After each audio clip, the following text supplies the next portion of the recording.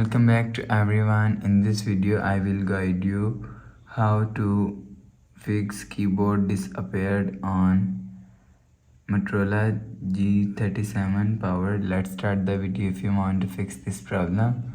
So first of all, go to app library and restart the device. Just click and hold side power button and volume up button.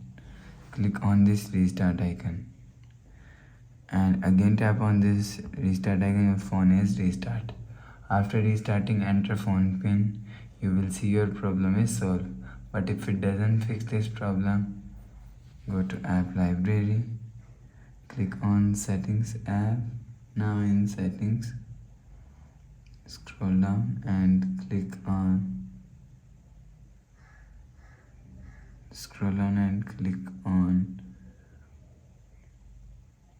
apps.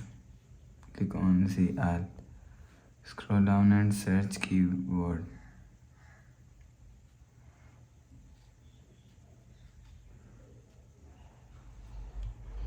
Click on storage and cache and clear cache keyboard. You will see your problem is solved.